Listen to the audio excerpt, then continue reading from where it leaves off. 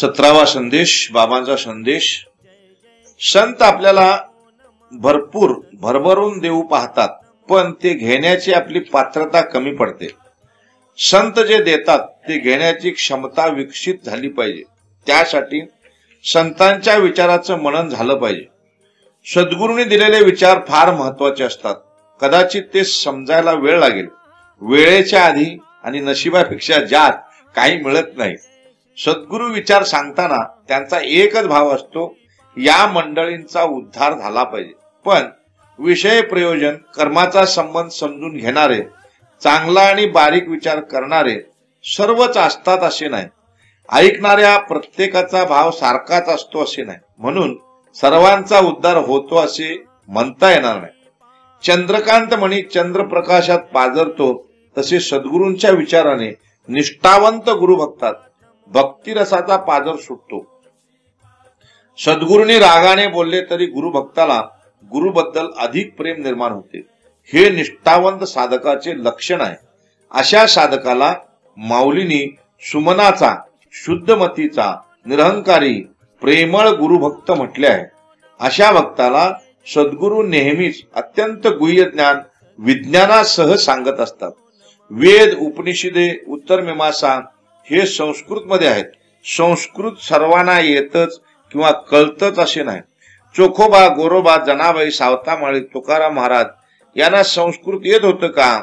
पण त्यांच्या अभंगातून वेदच बाहेर पडत होते. वेदांचा अर्थ त्यांना सहज कळत होता. कळो न येते ते कळो येते, पाहता येत नाही ते पाहता येते, समजत नाही ते समजू लागते, असे तुकाराम महाराज म्हणतात. याला कारण काय?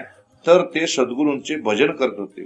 सद्गुरू भजनाने वेळेच्या आधी आणि नशिबापेक्षा जास्त मिळू शकतं. अलीकडे तुमच्या संदेशातून, तुमच्या मुखातून वेद बाहेर पडतात.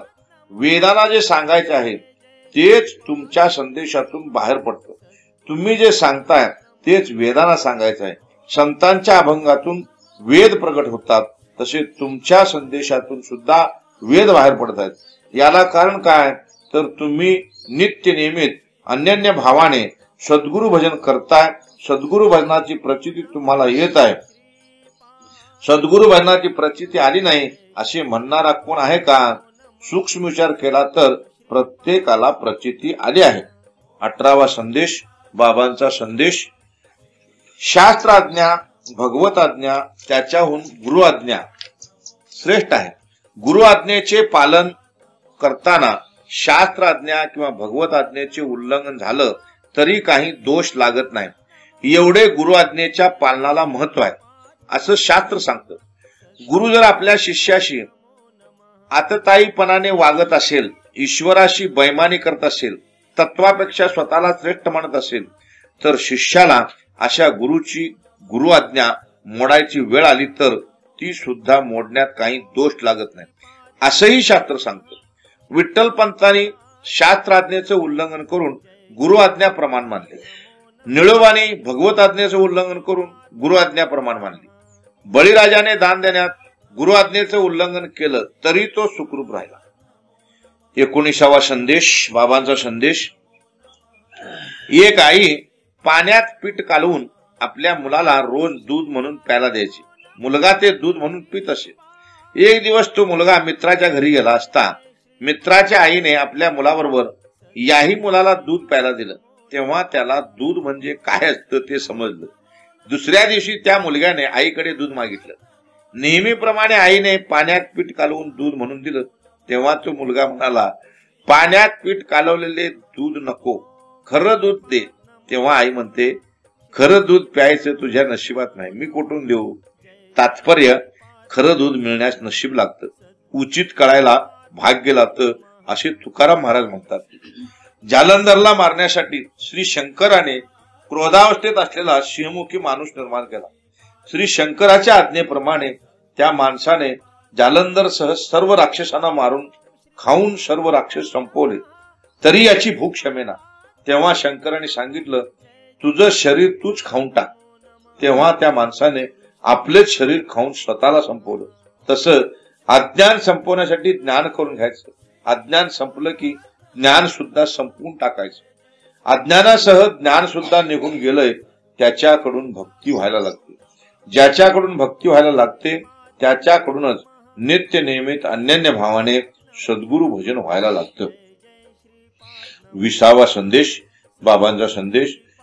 साधकांनी मिळवायचं असेल ते फक्त सद्गुरु प्रेम मिळवावं.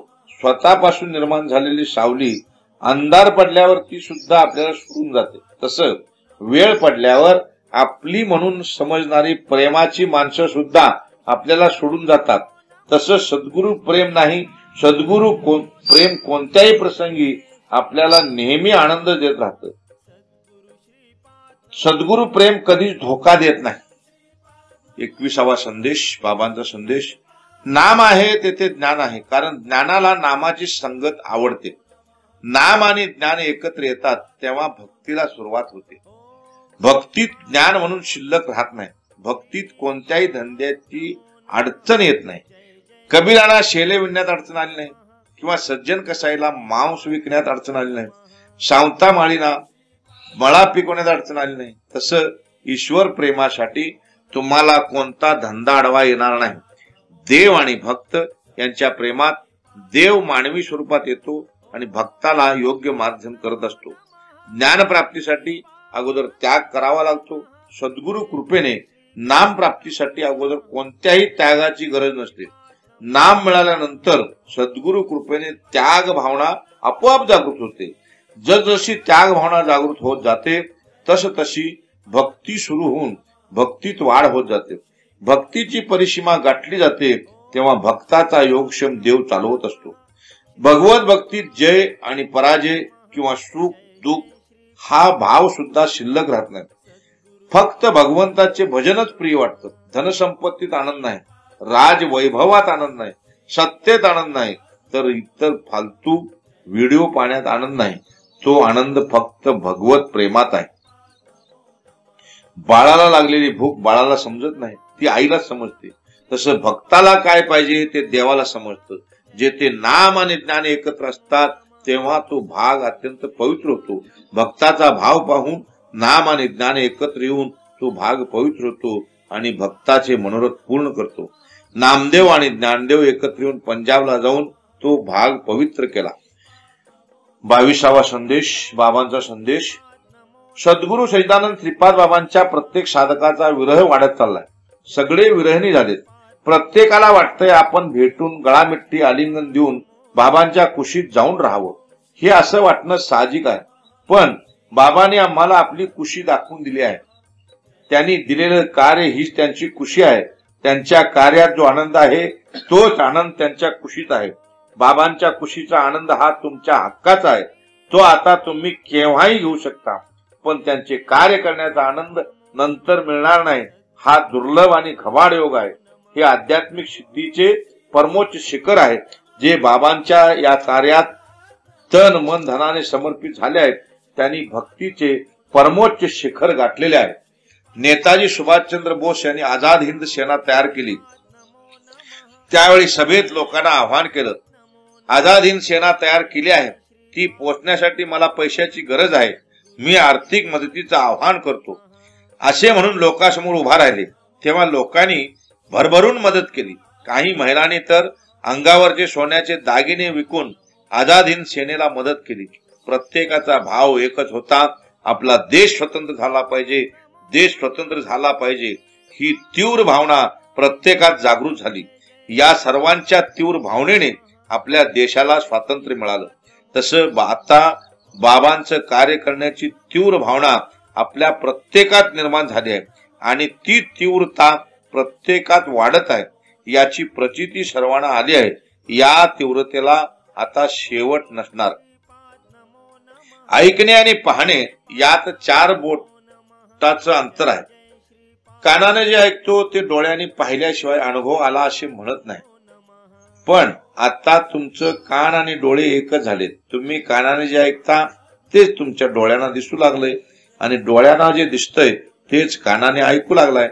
कान आणि डोळा एकच झालाय. हा कशाचा परिणाम? तुम्ही रोज नित्य नियमित सद्गुरु भजन करताय त्याचा. सद्गुरु भजनाची प्रचिती अशीच येत राहू. बाबांचा आशीर्वाद तुमच्या सोबत आहे. 23वा संदेश, बाबांचा संदेश. समाज कल्याणासाठी किंवा विश्व कल्याणासाठी घेतलं किंवा दिलं जातं ते दान, आणि केलेल्या कर्माचे मूल्य घेतलं किंवा दिलं जातं ती दक्षिणा. व्यवहारात दोन्हीचं मूल्य किंवा किंमत सारखीच असली तरी प्रत्यक्षात दानाचं मूल्य अगणित ठरतं. मग आपण दान घेतो देतो की दक्षिणा देतो हे आपल्याला ठरवता आलं पाहिजे. दानाच्या मोबदल्यात काय द्यायचं ते ठरवणारा तो कोणीतरी वेगळाच आहे. त्या दानाचं मूल्य ठरवण्याचा अधिकार आम्हाला नाही. आचार्य चाणक्याने चंद्रगुप्त मौर्याला सम्राट बनण्याचं वचन दिलं होतं. चंद्रगुप्त मौर्य एक चांगला आदर्श सम्राट बनावा म्हणून त्याला कष्ट देऊ लागले. थोड्याशा चुकीबद्दल सुद्धा मंत्री महोदयासमोर अपमान होईल असे चंद्रगुप्तांना बोलू लागले. म्हणून चंद्रगुप्त मौर्य संतापून आचार्य चाणक्यांना म्हणाले, अपमानित होईल असे बोलणे खाऊन माझे सुख हरवून मला सम्राट पद मिळत असेल तर ते मला नको आहे. तेव्हा आचार्य चाणक्य म्हणाले, चंद्रगुप्त, तुला सम्राट बनवण्याचे वचन दिले आहे, सुखी बनवण्याचे नाही. समाजाला सुखी करणं हेच सम्राटाचं कार्य आहे. सम्राटाने स्वतःच्या वैयक्तिक ऐहिक सुखाचा त्याग केला पाहिजे, तरच समाजाला या विश्वाला सुख मिळणार आहे. सद्गुरू सच्चिदानंद श्रीपाद बाबांनी आम्हाला विश्वाचा सम्राट बनण्याचा विडा उचलला आहे. विश्वाचा सम्राट बनण्यासाठी त्रास होणारच. त्यासाठी कर्मदान, कष्टदान, अर्थदान, ऐहिक सुखदान झालंच पाहिजे. दानाच्या मोबदल्यात दक्षिणा घेण्यासाठी कोणी येऊ नका, दक्षिणा घेऊ नका. म्हणजे केलेल्या कर्माचं मोबदल्यात काही इच्छा करू नका, तरच प्राप्तीच्या पैलतरी जाता येईल. प्राप्तीच्या पैलतरी जाणारा विरळाच आहे असे माऊली म्हणते. बाबांनी आम्हाला प्राप्तीच्या पैलतरी सोडण्याचा विडा उचलला आहे. त्यासाठी त्यांच्या आदेशाचे पालन करणं गरजेचं आहे. त्यांच्या आदेशाचे पालन करण्याचं सामर्थ्य येण्यासाठी ठरवून दिलेल्या वेळेत भजन झालं पाहिजे. ज्यांना वेळेचं आणि नियमाचे बंधन पाळता येणार नाही त्यांच्यात सामर्थ्य कसे निर्माण होईल.